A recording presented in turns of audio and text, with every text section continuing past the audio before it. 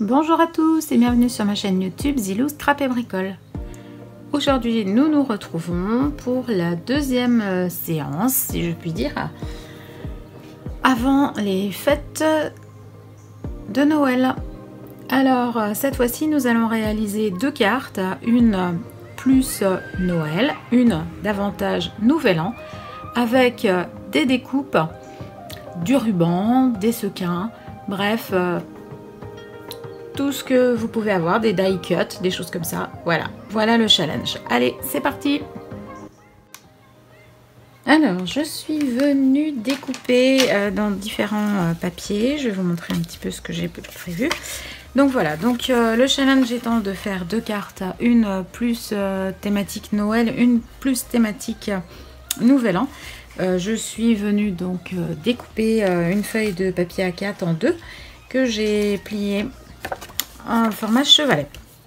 Je suis venue également découper un morceau de papier uni rouge, un Bristol rouge assez foncé, que je suis venue redécouper de manière à avoir juste quelques millimètres tout autour de ma page. J'ai pris dans du carton, du papier cartonné noir, une petite bande qui fait la même largeur que mon papier rouge, sur 1,5 cm de large pour faire une ceinture. Alors, vous allez voir à quoi va ressembler ma carte. Et puis alors là c'est du carton assez épais, un carton doré, le type de carton que l'on a sous les gâteaux quand on achète les gâteaux en pâtisserie. Donc tout est bon à récupérer, hein. D'ailleurs là les fêtes de Noël ont dû, voilà, on est dans les moments des fêtes de Noël, et donc garder tout ce qui est cartonnette, boîte de chocolat, etc. Donc là ceci servira à faire la boucle de la ceinture. Donc puisque le carton est épais et que c'est assez compliqué à découper, hein, moi je l'ai fait au cutter, plutôt que de découper et de glisser ma bande de papier, je vais venir tout simplement recoller comme ceci un petit morceau de papier par dessus. Alors j'ai un die qui permet de faire des petits boutons, et ça existe aussi en perfo, hein. J'ai une perfo, mais en perfo c'est un petit peu plus, les boutons sont un petit peu trop gros. Donc voilà, là je suis venue en découper en papier, mais rien ne vous empêche d'utiliser des vrais boutons. Voilà, pour faire comme ceci. Et puis, alors, je suis venue, donc vous voyez, il s'agit ici de papier, ça doit être une boîte de Mon Chéri ou de Toblerone, autre chose comme ça, hein. Donc, de ce côté-là, le papier est rouge, hein, c'est un papier assez cartonné. Mais de l'autre côté, vous allez voir la couleur. Hop, il est bel et bien or. Voyez comme quoi tout se récupère et tout se recycle. Donc là j'ai découpé les petits mots ho ho ho. Voilà, que nous mettrons également sur la carte. Bon, et bien maintenant il va falloir... vous voyez, donc là on part vraiment avec... uniquement des découpes de papier, et puis éventuellement vous, si vous n'avez pas les die adéquates, vous pouvez utiliser des vrais boutons, des boutons de mercerie, ou bien des petits boutons achetés en magasin de scrap. Voilà. Alors pour donner un petit peu de relief, un petit peu de forme à mon manteau de Père Noël, j'ai un plioir de gaufrage. Alors plioir de gaufrage pour faire du gaufrage à froid. Hein, je vous ai déjà fait une vidéo sur le gaufrage à froid avec un plioir de gaufrage avec des petits arbres dessus. Ici, vous en avez un en 3D. C'est vrai qu'il y a encore plus de texture, hein, le plioir est beaucoup plus épais. Ça représente un lainage, hein, comme un pull. Donc je trouvais que ça pouvait être sympa à utiliser avec mon papier. Donc je vais vous remontrer.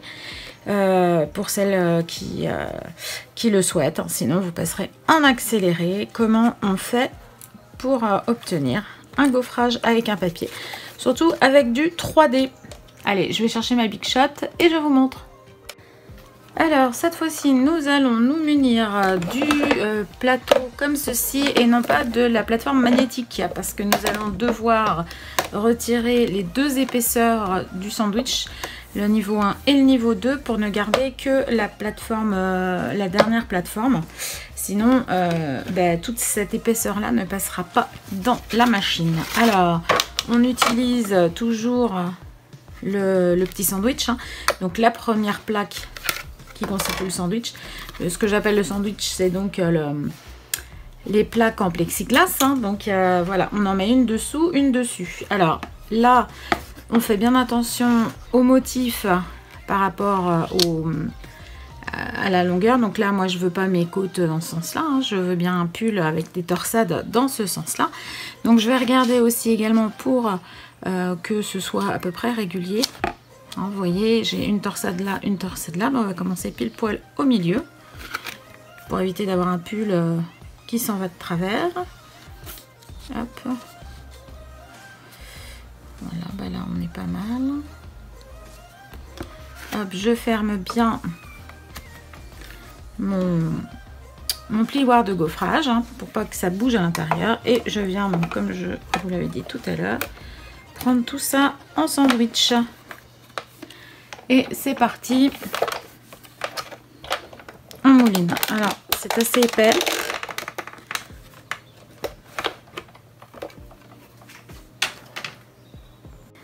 Alors, étant un plioir de gaufrage en 3D, il est très épais. Donc, je vais faire... finalement, je vais mettre mon petit sandwich 1 sur le gros pad, là. Je vais venir mettre uniquement mon plioir de gaufrage et une seule plaque de polycarbonate. Je vais essayer en passant dans la machine parce que je voudrais pas que ça écrase tout. Et je passe, je mouline et je sens une petite résistance. Donc a priori, mon papier devrait être bien embossé. Hop, on revient dans l'autre sens. Et on va regarder ce que ça va donner, ce que ça donne. Voilà, bon bah vous voyez, c'est suffisant. Et je pense que si j'avais mis une épaisseur de plus, mon papier aurait même déchiré. Alors, je vous rappelle, j'ai mis moi le sandwich. Alors, j'ai mis le pad, hein, donc pas le magnétique, hein, le pad qui est livré avec la machine. Le petit tapis qui est tout fin, hein, le 1. Mon plioir qui est assez épais, là, hein, et une seule de mes plaques en polycarbonate. Voilà, parce que j'avais essayé en mettant, en retirant le 1 et le 2 et en mettant les deux plaques, et je sentais vraiment une résistance. C'était vraiment, ça m'aurait vraiment déchiré mon papier, donc c'est pas le but, hein. Vous voyez, donc c'est assez, voilà, c'est assez sympa. Donc maintenant on va venir coller tout ça.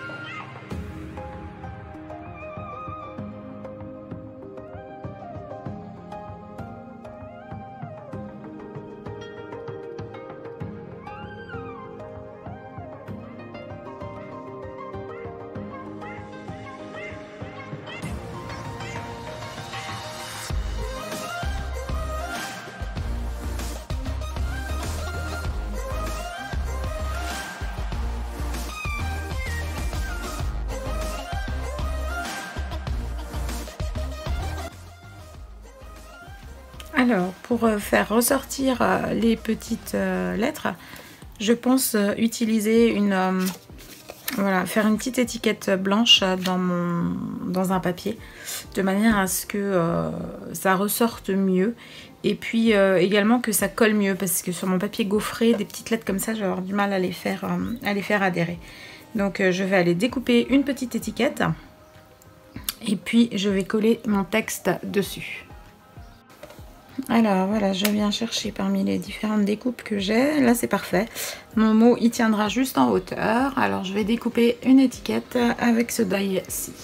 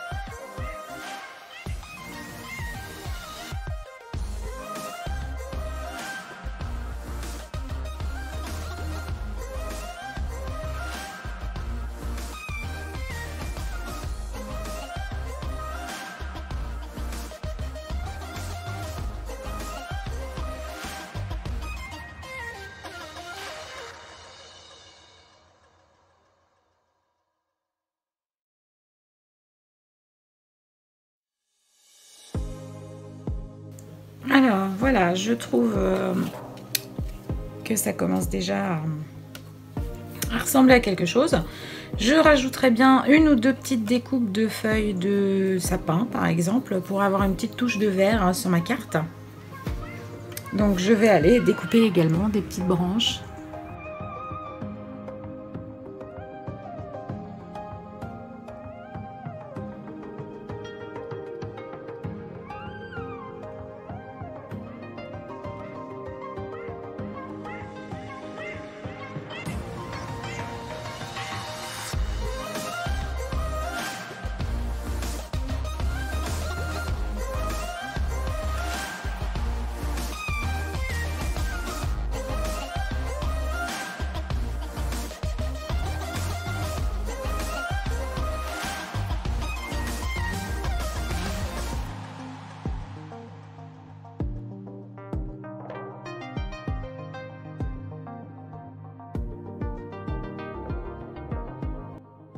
Alors j'ai choisi de mettre mon étiquette en relief de manière à pouvoir y glisser plus aisément les petits branchages, voilà, sous la banderole. Alors maintenant je vais venir coller mes petits branchages. Alors avant de coller, je vais quand même regarder comment je vais les disposer.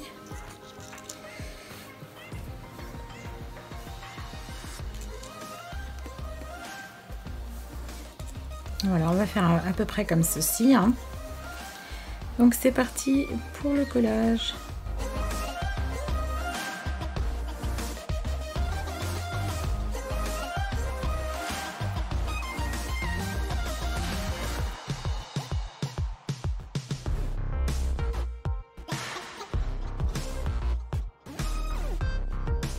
Donc si cette carte est destinée à être envoyée par la poste, bien entendu, évitez de mettre trop de fioritures à dépasser de la carte, ou alors il faudra que vous prévoyiez une enveloppe plus conséquente.